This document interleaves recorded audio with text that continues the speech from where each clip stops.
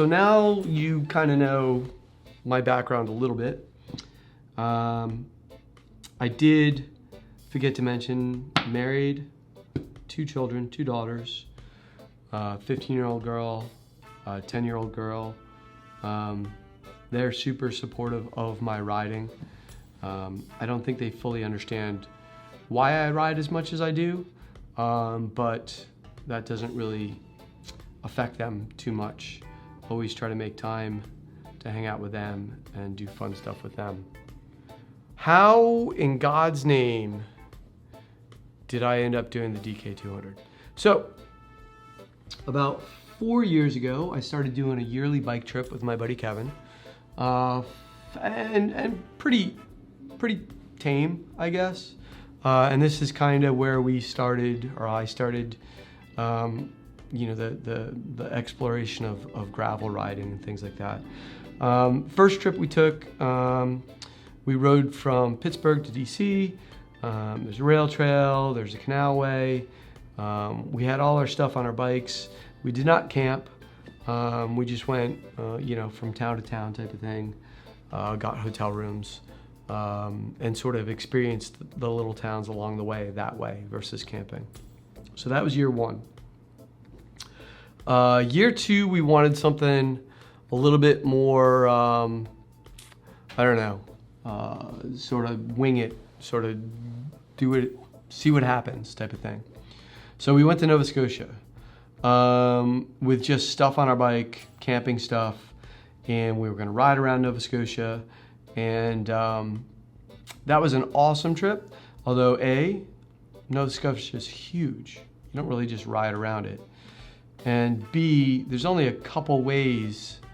There's either sort of the straight highway with a lot of cars, well, kind of a lot of cars, or there's the coastal way, which sort of weaves you in and out, in and out, in and out. And to get, I don't know, 10 kilometers up into Nova Scotia on the coastal route, you probably have to do 20 kilometers of riding. Beautiful, super scenic, gorgeous. But we didn't really cover a ton. So last year, we decided to mash it up a little bit and have sort of a set route, but sort of wing it at the same time. So we rode from Buffalo down to Battery Park in New York City. So Buffalo over to Albany, we're on the Erie Canal pathway a good chunk of the time. We'd break it up with some road here and there. We'd do some side trips. And then sort of meandered down one side and then the other side of the Hudson to get down into the city.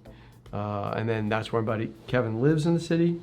So he was home, and I took the train back to Connecticut with my bike and my stuff. And that was a great trip.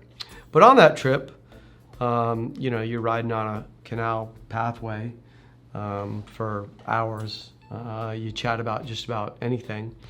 I had known about the DK200.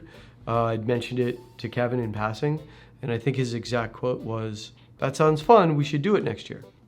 So, as you know, it's a lottery system. We put our name in as a team in January, and we won, I guess.